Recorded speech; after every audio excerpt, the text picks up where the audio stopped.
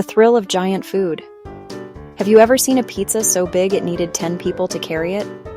Or a cake so tall it almost touched the ceiling? Making giant food is one of the coolest things we can do. It's not just about cooking, it's about creating something truly spectacular. People make these massive masterpieces for all sorts of reasons. Sometimes it's for a huge party, like a town festival or a big wedding. Other times it's to break a world record and get their name in a book. The challenge itself is a huge part of the fun. Can we really bake a cookie the size of a car? Let's find out. The excitement starts the moment someone says, "Let's make it bigger." A normal-sized cake is fun, but a giant cake is an adventure. It takes everything you know about baking and multiplies it by 100.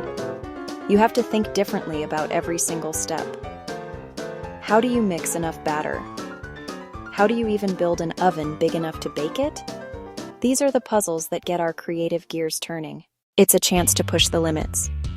To do something that seems almost impossible and show everyone that with a little imagination and a lot of hard work, anything can be done. It's about making people stop and say, "Wow." Think about the feeling of seeing something you only dreamed of come to life. That's what making giant food is all about. It's a spectacle. It brings people together, first to watch it being made, and then to share in eating it.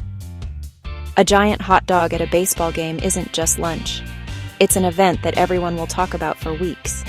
The sheer size of it makes everyone feel like a kid again, full of wonder and amazement. The joy on people's faces when they see a 500-pound burger is the real prize. It's not just food, it's a memory in the making. So, why do we do it? We do it for the challenge, for the spectacle, and for the smiles. It's about taking something ordinary, like a cupcake or a sandwich. You can't make a giant food masterpiece all by yourself. You need a team, a supersized crew of talented people. Each person has a special job. Architect, the head planner, the boss with the vision, drawing blueprints, measuring ingredients and dimensions. Great at math, one small mistake can ruin everything. Keeps the whole project on track. Mix masters.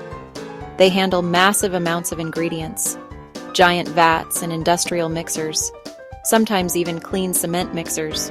Workers using paddles the size of boat oars to stir massive pots. Heavy lifters, the muscle, moving giant bowls and enormous trays. Carrying finished sections, careful strength required. Engineers, tool gurus, design and build custom ovens and equipment. Welding giant baking sheets and assembling room-sized ovens. Making special spatulas and tools from boat oars.